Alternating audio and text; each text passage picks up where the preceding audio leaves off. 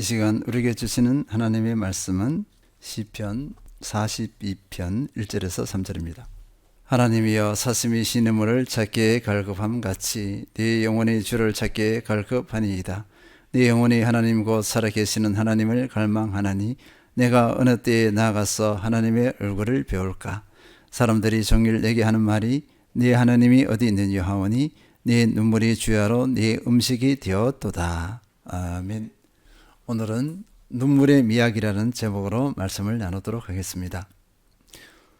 우리 눈의 눈동자를 보호하는 기관이나 기능을 하는 것이 있습니다. 보통 4가지 정도로 분류합니다. 눈꺼풀, 속눈썹, 각막과 결막, 그리고 눈물입니다. 앞에 3가지는 상식적으로 알 수 있습니다. 그러나 눈물은 좀 세밀하게 살펴볼 필요가 있습니다. 눈물은 눈꺼풀 바깥쪽 위쪽에 있는 눈물샘을 통해 분비됩니다.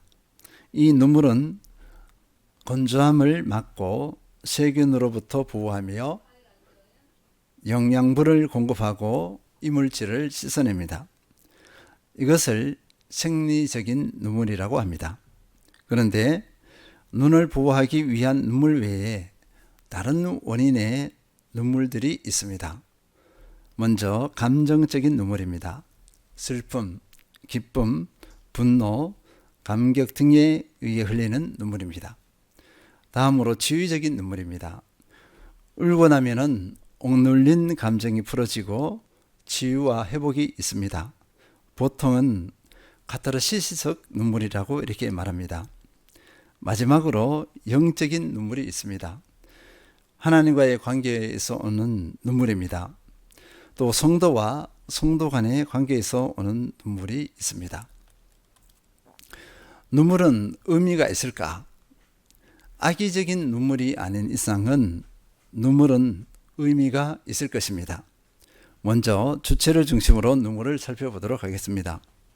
첫째, 하나님의 눈물입니다. 하나님께서는 눈물을 흘리시는가? 하나님께서는요, 눈물을 흘리십니다. 영화 The Passion of Christ는요, 하나님의 눈물을 구체적으로 보여주고 있습니다. 예수님께서 십자가에서 아버지여 내 영혼을 아버지 손에 부탁하나이다 하고 마지막 숨을 거두실 때 하늘에서 한 방울의 눈물이 떨어집니다. 하나님의 눈물을 형상화한 것입니다. 성경에는 나와 있지 않습니다. 하나님의 눈물은 인간의 죄와 고통을 슬퍼하시는 안타까움의 눈물입니다. 하나님의 눈물은 인간을 긍휼히 여기시는 사랑의 눈물입니다. 호세아서 11장 8절에서 9절 에브라임이여 내가 어찌 너를 놓겠느냐 이스라엘이여 내가 어찌 너를 버리겠느냐 내가 어찌 너를 아드마같이 놓겠느냐 어찌 너를 스보임같이 두겠느냐 내 마음이 내 속에서 돌이키어 나의 긍휼이 온전히 불붙듯 하도다. 내가 나의 맹렬한 진노를 나타내지 아니하며 내가 다시는 에브라임을 멸하지 아니하리니 이는 내가 하나님이요 사람이 아님이라. 내 가운데 있는 거룩한 이니 진노함으로 내게 임하지 아니하리라. 하나님께서는 택하신 백성들의 연약함을 정죄하기에 급급하지 않으십니다. 그런 분이 아니십니다. 그 택한 백성들의 연약함을 불쌍히 여기시며 안타까워하시는 분이십니다. 내 마음이 내 속에서 돌이키어 나의 긍휼이 온전히 불붙는 듯 하도다. 이렇게 말씀하고 있습니다. 하나님께서는 우리의 연약함, 죄에 대해서 분노하셨어요. 그런데 하나님께서 마음을 돌이키셨습니다. 아드마와 스보임 있습니다. 아드마와 스보임은요, 소돔과 고모라가 멸망할 때 함께 멸망했던 도시입니다. 하나님께서 택하신 백성들을 그 연약함에 대해서 멸망시키려고 진노하시는 하나님이 아니시라 긍휼을 택하신 하나님이십니다. 택한 백성들을 긍휼히 여기시는 하나님이시다. 이렇게 볼 수 있겠습니다. 하나님의 눈물은 이런 긍휼의 눈물입니다. 하나님의 눈물은 인간을 용서하시는 사랑의 눈물입니다. 하나님의 눈물은 인간을 구원하기 위해 목숨을 내어주는 사랑의 눈물입니다. 로마서 5장 8절 우리가 아직 죄인 되었을 때 그리스도께서 우리를 위하여 죽으심으로 하나님께서 우리에 대한 자기의 사랑을 확증하셨느니라. 죄인인 나를 위해서 예수 그리스도를 십자가에 못 박으시고 죽게 하셨습니다. 하나님의 눈물은 이런 사랑의 눈물입니다. 하나님의 모든 눈물은 나에게 선하신 눈물이었습니다. 하나님의 눈물이 나를 살리셨습니다. 어떤 찬양 작사자는 하나님의 눈물이 만물을 살렸다 이렇게 표현했습니다. 두 번째 우리가 눈여겨볼 것은요, 어머니의 눈물입니다. 어머니의 눈물은 자녀를 사랑하는 사랑의 눈물입니다. 자녀를 위해 모든 것을 내어드리는 헌신의 눈물입니다. 자녀의 연약함을 바라보는 안타까움의 눈물입니다. 자녀의 선한 것을 보면서 흘리는 감격의 눈물입니다. 어머니의 눈물은 자녀를 살리는 눈물, 곧 나를 살리는 눈물이었습니다. 이번에는 영적 리더의 눈물을 살펴보겠습니다. 특히 제자 사역에서는 반드시 멘토와 멘티의 관계가 형성됩니다. 리더 팔로워 이렇게 표현하기도 합니다.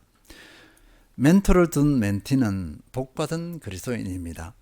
또 멘티를 두고 멘티에게 헌신하는 멘토 또한 복받은 그리스도인이라 할 수 있습니다. 멘토와 멘티가 없는 그리스도인은 불행한 그리스도인입니다. 영적 리더는 영적인 아버지, 영적인 어머니와 같습니다. 이번에 캐나다 베이직 교회 선교팀에서 2주일 일정으로 저희 교회에 와서 열심히 사역하고 어제 출국했습니다. 그리고 공항에서 마지막에 인사할 때 리더 중 한 명인 자매가 저에게 이런 말을 했습니다. 어머니를 두 분 둔 것 같아요. 깜짝 놀랐어요. 무슨 말인가 했어요. 어머니를 두 분 둔 것 같습니다. 감사합니다. 이렇게 표현했습니다. 어머니 두 분은요, 첫 번째는 윤영호 목사, 그리고 여기 와서 경험한 저하고 해서 조규봉 목사 이렇게 두 분, 이렇게 어머니를 두 분 둔 것 같습니다. 이렇게 마지막 인사를 하더라고요. 2주간에 그렇게 느꼈구나 하면서 저는 당연히 기뻤습니다. 기뻤는데 한편으로는 시간이 더 지나면 나의 연약함을 볼 텐데 하면서 부끄럽기도 했습니다. 영적 리더는 육신의 부모님과 마찬가지로 제자에게 모든 것을 쏟아붓습니다.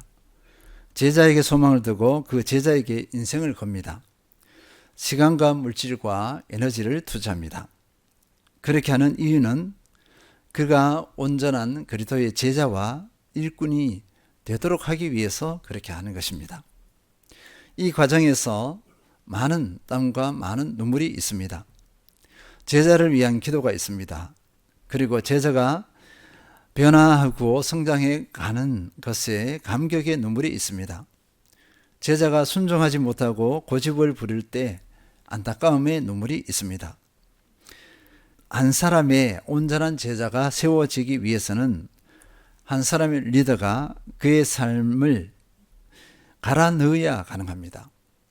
그냥 쉽게 한 사람의 제자가 세워지지 않습니다. 수많은 눈물의 결과물로 또 다른 사람을 제자로 세울 수가 있는 생산하는 제자가 세워집니다. 그리스도를 지속적으로 닮아가는 온전한 제자가 세워지는 것입니다. 사도행전 20장 18절에서 20절 오매 그들에게 말하되 아시아에 들어온 첫날부터 지금까지 내가 항상 여러분 가운데서 어떻게 행하였는지를 여러분도 아는 바니 곧 모든 겸손과 눈물이며 유대인의 관계로 말미암아 당한 시험을 참고 주를 섬긴 것과 유익한 것은 무엇이든지 공중 앞에서나 각 집에서나 거리낌이 없이 여러분에게 전하여 가르치고. 사도 바울이 예루살렘으로 향하는 배, 이제 이 배를 타고 예루살렘으로 가면 다시는 에베소로 돌아오지 못합니다. 사도 바울이 개척했던 교회로 돌아오지 못하고 이제 죽음을 맞이합니다. 하나님의 뜻과 계획이었어요. 그런데 이 배를 타기 위해서 밀려도 있는데 이곳에 에베소 교회의 리더들을 초대했습니다. 그리고 사도 바울이 어떠한 삶을 살았는지, 자신이 어떠한 삶을 살았는지 유언처럼 고백합니다. 사실 이것이 유언이었습니다. 그 중에 핵심은 19절에 모든 겸손과 눈물이며 했습니다. 내가 항상 여러분 가운데서 어떻게 행하였는지를 여러분도 아는 바니 곧 모든 겸손과 눈물. 그냥 겸손하게 그들 가운데 가면서 그들을 양육합니다. 훈련시킵니다. 삶을 같이 합니다. 그 가운데서 많은 눈물이 있었습니다. 기쁨의 눈물, 안타까움의 눈물 등 각가지 눈물이 있었습니다. 사도 바울은 자신이 고백했던 것처럼 예수님의 마음과 예수님의 태도를 가진 귀한 제자 일꾼이라 할 수 있습니다. 부단히 예수님을 닮고자 몸부림쳤던 사도 바울이었습니다. 예수님의 눈물, 예수님의 겸손을 늘 인식하고 있었어요. 그리고 예수님의 눈물, 그리고 예수님의 겸손을 늘 담고자 했습니다. 리더가 이런 태도 가운데 있다면 리더의 눈물은 선하고 아름답습니다. 그리고 반드시 선한 열매가 맺을 것입니다. 이제 관계의 영역을 살펴보도록 하겠습니다. 하나님과의 관계입니다. 하나님의 은혜와 사랑을 깨닫는 데서 오는 감격, 감사의 눈물입니다. 누가복음 7장 37에서 38절, 그 동네에 죄를 지은 한 여자가 있어 예수께서 바리새인의 집에 앉아 계심을 알고 향유 담은 옥합을 가지고 왔어 예수의 뒤로 그 발 곁에 서서 울며 눈물로 그 발을 적시고 자기 머리털로 닦고 그 발에 입맞추고 향유를 부으니. 죄를 지은 한 여자가 바리새인의 집에 있는 예수님께로 왔습니다. 여기서 죄를 지었다 하면요, 보통은 죄를 지은 여인이라 그랬거든요. 그러면 보통 장녀를 의미합니다. 이런 사람이 바리새인의 집에 들어오기 쉽지 않습니다. 그런데 들어왔거든요. 절대로 못 들어옵니다. 그리고 예수님의 발밑까지 와서 울면서 자신의 머리로 예수님의 발을 닦습니다. 눈물을 머리로 닦고 있어요. 그러면 이 여인은 예수님에 대한 최대의 존중의 표현을 하고 있는 것입니다. 이것은 상상할 수 없는 그런 장면이라 볼 수 있어요. 들어오지도 못할 뿐더러 그곳에서 예수님께 그렇게 한다는 것은 상상할 수 없는데, 그런데 그렇게 하고 있습니다. 이 행동을 보면요, 이미 안면이 있었다 볼 수 있어요. 자, 전혀 모르는 사람이 그렇게 들어와서 할 수 있을까요? 생각도 못합니다. 그 무리에 끼지도 못해요. 이 여인은 이미 예수님과의 만남이 있었다 이렇게 볼 수 있습니다. 예수님을 만나서 예수님의 용서하심의 은혜를 맛보았어요. 그리고 예수님을 만나고 나서 새 삶을 살게 되었음을 짐작할 수 있습니다. 이 여인은 그 은혜에 감격해서 부끄러워하지 않고 그곳에 찾아와서 눈물을 흘리면서 지금 머리로 예수님의 발을 닦고 있어요. 그리고 값비싼 향유를 예수님의 머리에 붓습니다. 내가 하나님께 얼마나 큰 은혜와 사랑을 받았는가, 이것을 깨닫는 그 깊이가 예수님께 이렇게 반응할 수 있습니다. 그 깊이가 깊을수록, 깨달음이 깊을수록 감사와 감격의 눈물은 더욱 많아집니다. 그래서 매일매일 예수님과 교제하면서 기도와 말씀을 통해서 삶 가운데서 교제하면서 은혜의 깊이와 넓이가 더해지고 있냐, 그리고 그 은혜 아래서 감사 또는 감격의 눈물이 있는가, 이렇게 살펴봐야 할 것입니다.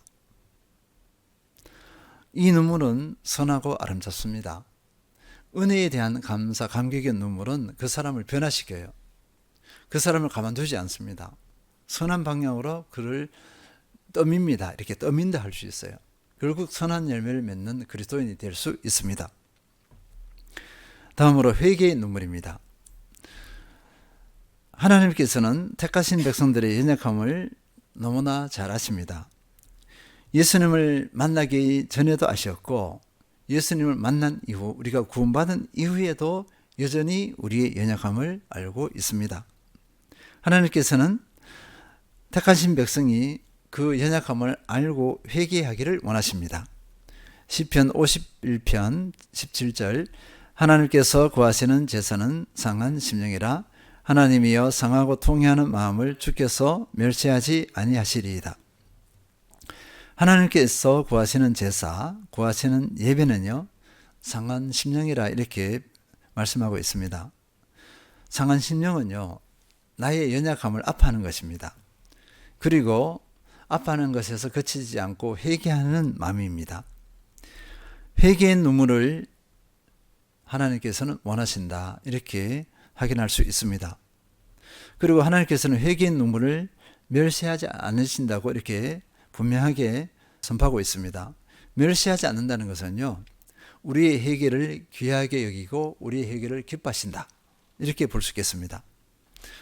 요엘서 2장 12절에서 13절 여호와의 말씀에 너희는 이제라도 금식하고 울며 애통하고 마음을 다하여 내게로 돌아오라 하셨나니 너희는 옷을 찢지 말고 마음을 찢고 너희 하나님 여호와께로 돌아올지어다. 그는 은혜로우시며 자비로우시며 노하기를 더디하시며 인애가 크시사 뜻을 돌이켜 재앙을 내리지 아니하신다니. 하나님께서는 지금 때로는 늦었다는 지금이라도 금식하며 울며 애통하고 마음을 다하여 내게로 돌아오라 했습니다. 우리의 죄, 연약함에 대해서 울며 애통하기를 원하십니다. 실제로 우리의 제 연약함에 대해서 울며 애통함이 없이는 주님께 나가기는 쉽지 않아요. 우리 마음이 하나님께 앞으로 나가도록 하지 못합니다. 거리낌이 있어서 못 나갑니다. 그런데 우리가 울며 애통했다, 회개했다 하면 하나님께로 당당히 나아갈 수가 있습니다. 하나님은 울며 애통하며, 그리고 회개하면서 회개의 눈물을 흘리면서 주님께로 돌아오기를 원하십니다. 이럴 때 용서해 주시겠다 약속을 하셨어요. 회개는 아름다운 눈물입니다. 우리를 살리는 눈물이라 할 수 있습니다. 마태복음 26장 74절에서 75절 그가 저주하며 맹세하여 이르되 나는 그 사람을 알지 못하노라 하니 곧 닭이 울더라. 베드로가 예수의 말씀에 닭 울기 전에 내가 3번 나를 부인하리라 하심이 생각나서 밖에 나가서 심히 통곡하니라. 베드로는 예수님을 부인하지 않겠다고 호언장담했습니다. 그러나 몇 시간이 지나지 않아서 예수님을 3번 부인했습니다. 베드로의 그 믿음의 실체가 다 드러난 거예요. 자신은 믿음이 있다고 생각했습니다. 그리고 누구 앞에서도 당당했고요. 예수님 앞에서도 당당했습니다. 그런데 그 상황 앞에 자신은 한꺼번에 그 당당했던 그 믿음이 무너져 버렸습니다. 베드로는 자신의 연약함 앞에 심히 통곡했습니다. 이게 심히 통곡했다, 이것은요, 이 통회의 눈물입니다. 통회의 눈물을 흘렸다, 회개의 눈물을 흘렸다 할 수 있겠습니다. 이 눈물, 베드로의 이 눈물은요, 가룟 유다와의 차이를 나타냈죠. 그리고 예수님께로 다시 나아갈 수 있도록 했습니다. 이 통회의 눈물이 없었으면 예수님께 나가지 못했을 거예요. 근데 이 회개의 통회의 눈물은 다시 예수님께로 나가게 했어요. 베드로가 베드로 되게 한 눈물이라 할 수 있습니다. 이번에는 다른 사람과의 관계에서 실천해야 할 눈물이 무엇인가 살펴보도록 하겠습니다. 그 중에 가장 중요한 게 뭔가 하니까요, 용서의 눈물입니다. 시편 30편 5절 그의 노염은 잠깐이요 그의 은총은 평생이로다. 저녁에는 울음이 기다릴지라도 아침에는 기쁨이 오리로다. 인생의 연약함에 대해서 하나님의 노염과 진노는 잠깐이다, 이렇게 말씀하고 있습니다. 이 하나님의 노염과 진노가 잠깐이라 하는 그 배경은요, 회개하는 백성이라는 그 전제 조건입니다. 회개가 될 때 노염은 잠깐이고 그의 은총은 평생 간다, 평생이다, 이렇게 선포하고 있는 것입니다. 회개할 때 하나님께서 용서해 주시겠다, 이렇게 선포하셨어요. 그리스도인은 이 은혜의 은총을 모두 덧입고 있습니다. 어느 한 사람 예외가 없어요. 회개하고 우리가 복음을 받아들일 때 믿는다 할 때는 회개가 함께 어우러진 것입니다. 그래서 그리스도인은 이 은혜를 모두 누리고 있습니다. 죄인 중에 죄인, 죽을 죄인을 용서하신 은총입니다. 하나님께 용서받은 우리는 사람과의 관계에서 다른 사람이 나에게 잘못한 것에 대해서 조건 없이 용서해야 합니다. 조건 없이 용서하는데요, 그 잘못한 것이 무엇이든지입니다. 크고 작고 가릴 수 없어요. 어떤 영의 어떤 잘못이든 간에, 어떤 나에게 해악을 끼쳤든 간에 그리스도인은 반드시 용서해야 합니다. 이것이 용서의 눈물입니다. 왜냐하면요, 죄인 중에 죄인입니다. 가장 큰 죄를 지은 내가 하나님께, 예수 그리스도께 용서를 받았잖아요. 그렇기 때문에 사람이 나에게 아무리 큰 죄를 지어도 내가 하나님께 죄를 짓는 것만 못해요. 하나님께 내가 죄를 짓는 것은 사람이 내게 잘못하는 것, 또 죄를 짓는 것보다 내 죄가 훨씬 큽니다. 그렇기 때문에 우리는 조건 없이 다른 사람을 용서해야 합니다. 크고 작고 가릴 수가 없어요. 크고 작고 가린다는 것은 도토리 키재기와 같습니다. 어리석음입니다. 내가 이렇게 다른 사람을 용서할 때 내가 살아요. 그리고 다른 이가 삽니다. 같이 삽니다. 용서하지 않으면 내가 죽고 다른 이도 죽어요. 용서의 눈물은요, 사탄 마귀를 이기게 합니다. 사탄 마귀는 우리를 용서 못하게 하려고 해요. 그래서 그 사탄 마귀 공격에, 그 영적 전쟁에서 졌다고 할 수 있어요. 근데 용서했다면은 사탄 마귀의 영적 전쟁에서 사탄 마귀를 이겼다 할 수 있겠습니다. 용서는 엄청난 능력이 있습니다. 우리는 능히 용서의 눈물에 승리해야 할 줄 믿습니다. 개인적인 영역을 살펴보겠습니다. 삶의 현실에서 오는 눈물입니다.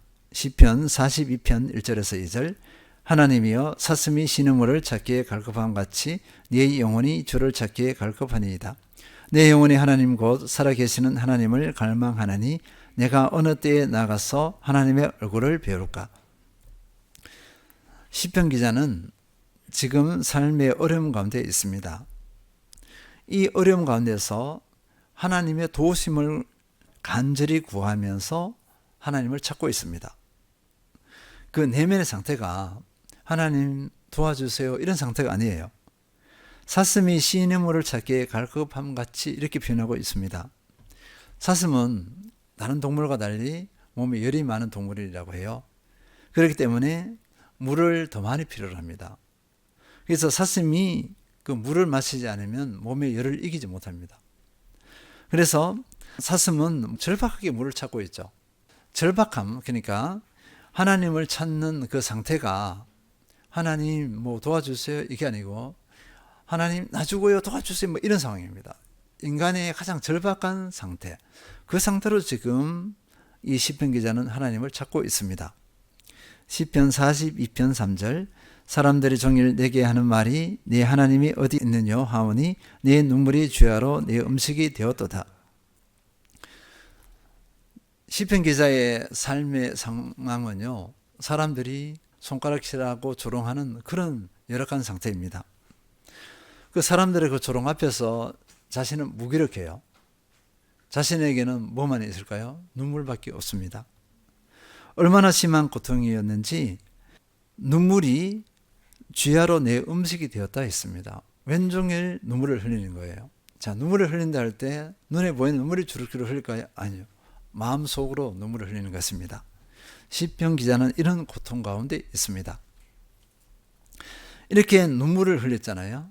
하나님 찾고 눈물을 흘리고 나니까 그 결과가 어땠을까요? 시편 42편 5절, 내 영혼아 내가 어찌하여 낙심하며 어찌하여 내 속에서 불안해하는가? 너는 하나님께 소망을 두라. 그가 나타나 도우심으로 말미암아 내가 여전히 찬송하리로다. 눈물 이후에 자신은 스스로에게 책망해요. 낙담했던 것에 대해서 책망합니다. 하나님을 신뢰하지 못한 것에서 책망합니다. 왜 낙심하는가? 왜 불안해하는가? 이렇게 책망합니다. 낙심하지 말고 불안해하지 말고 하나님께 소망을 두라. 다른 말로 하나님을 신뢰하라. 이렇게 고백하고 있습니다. 이 시편 기자는요, 하나님을 찾는 가운데 눈물의 능력을 경험했어요. 그래서 자신의 현실 앞에서 절망이 아니라 뭘 찾았죠? 소망을 찾았습니다. 희망을 찾은 거예요. 이것은 신뢰 가운데의 인내와 소망의 눈물이라 할 수 있습니다. 이 내용과 비슷한 또 다른 말씀은요, 시편 126편 5절에서 6절입니다. 눈물을 흘리며 씨를 뿌리는 자는 기쁨으로 거두리로다. 울며 씨를 뿌리러 나가는 자는 반드시 기쁨으로 그 곡식단을 가지고 돌아오리로다. 시편 126편은요, 이렇게 전반부 하반부로 나눌 수 있어요. 전반부에는 바벨론의 포로로 갔던 이스라엘 백성들이 이제 귀환을 합니다. 귀환에 대한 감격, 기쁨을 노래합니다. 그런데 4절부터 6절까지는요, 반대의 상황을 노래하고 있어요. 조금 말이 맞지 않잖아요, 그죠? 귀환했는데 왜 하반절에서는 그 반대 상황을 노래했을까 보니까 그 포로들이 다 돌아온 게 아닙니다. 일부분만 돌아온 거예요. 나머지 포로들도 돌아와야 되잖아요. 근데 그 상황이 만만하지 않아. 남아있는 포로들이 돌아올 상황이 아닙니다. 흔히 말하면 이제 포기 상황, 절대 절망 가운데 있는 그런 상황이라 볼 수 있어요. 그런데 그 상황 가운데서 이 시편 기자는 어떻게 하냐면, 눈물을 흘리며 씨를 뿌리는 자는 이렇게 했고요, 울며 씨를 뿌리러 나가는 자는 이렇게 표현하고 있습니다.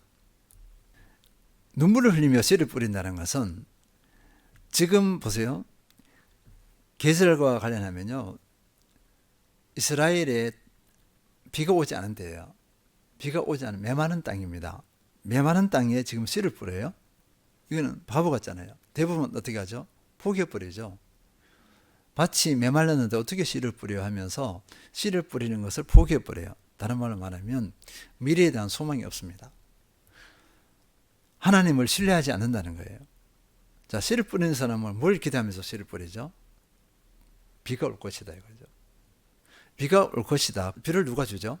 하나님께서 주세요. 그러면 하나님께서 비를 주시면 그 이후에 수많은 수확을 거둡니다. 근데 씨를 뿌리지 않은 사람은 수확이 없어요. 열매가 없습니다. 지금 시인은 그것을 노래하고 있습니다. 지금 현실적으로는 남아있는 이스라엘 포로들이 고국으로 돌아올 수 없어요. 근데 하나님을 신뢰합니다. 하나님을 신뢰하면서 지금 씨를 뿌려요. 낙담하지 않고 하나님과의 더 깊은 관계 속으로 나갑니다. 오늘도 열심히 땀을 흘려요. 하나님을 신뢰하기 때문에. 그러면 하나님의 때에 반드시 이 사람들을 다 고국으로 돌려보낼 것이다. 우리들을 고국으로 돌려보낼 것이다. 확신하면서 노래한 것이 바로 오늘 시편 126편 5절에서 6절입니다. 우리의 삶의 형편이 어떠하든지 하나님을 신뢰함으로 오늘 땀을 흘린다. 우리 교회 형편이 어떠하든지 오늘 부르심을 따라서 주님과 깊은 교제를 가고 전도하고 양육하고 훈련한다. 그러면 하나님께서 하나님 때에 그 열매를 거두게 하실 것이다. 이렇게 약속하고 있습니다. 이것에 대해서 확신을 가지라. 이것입니다. 이 소망의 눈물, 이 인내의 눈물이 있어야 결실을 할 수 있습니다. 이 인내 소망의 눈물이 없으면 아무것도 결실하지 못하고 대부분 어떻게 하죠? 좌절하고 절망해 버립니다. 그리고 씨를 뿌리지 못해요. 우리는 인내와 소망의 눈물에 승리해야 할 줄 믿습니다. 눈물은 마음을 열게 합니다. 하나님과의 관계를 회복하고 사랑과의 관계를 회복합니다. 그리고 눈물은 나를 살리고 다른 일을 살리고 세웁니다. 눈물은 나를 변화시키고 성장과 성숙으로 나아가게 합니다. 그래서 눈물은 아름답습니다. 눈물의 미학은 아름다움이에요. 그러나 아름다운 눈물이 되기 위해서는 부정적인 눈물이 되어서는 안 됩니다. 이스라엘 백성들이 광야에서 작은 문제들에도 사사건건 원망하고 불평했습니다. 그들의 절규, 그들의 눈물은 하나님을 신뢰하지 않은 데에서 나온 원망, 불평의 눈물이었습니다. 그 결과가 어떻게 되었는지 우리는 너무나 잘 알고 있습니다. 하나님께서 그들을 가나안 땅으로 인도하지 않았어요. 약속을 받지 못했습니다. 하나님 약속을 아무나 다 받고 누리는 것이 아닙니다. 다른 사람을 미워하고 억울해하는 눈물은 자기를 해칩니다. 본인을 해칩니다. 그렇기 때문에 아름다운 눈물이 되기 위해서는 하나님을 온전히 신뢰해야 합니다. 하나님의 은혜와 사랑을 깊이 깨달아야 합니다. 하나님 앞에서 나의 존재를 제대로 알아야 합니다. 그리고 이 조건의 바탕 위에서 사랑하고 겸손히 섬겨야 합니다. 자신의 연약함에 대해서 철저히 회개해야 합니다. 또 어떤 상황이든 용서에 승리해야 합니다. 무조건적으로 용서해야 한다는 것입니다. 이런 눈물은 단순한 감정으로는 흘릴 수 없는 그런 눈물입니다. 단순 감정의 눈물은 아무런 능력이 없습니다. 자신을 변화시키지 못하고 사랑도 회개도 용서도 겸손도 이루지 못합니다. 그렇기 때문에 우리는 단순 감정의 눈물에 머물러서는 안 됩니다. 하나님께서 주시는 성령의 은혜 안에서 주시는 참 눈물이 되어야 합니다. 어떤 눈물을 흘릴 것인가는 본인의 몫입니다. 하나님을 제대로 알고 온전히 신뢰하며 하나님 앞에서 나를 알므로 은혜 안에 거하고 순간순간 하나님께서 주시는 선한 눈물로 영적 진보가 있고 생명을 살리고 세우는 거룩한 열매를 맺으시는 우리 모든 성도님들 되시길 축원드립니다.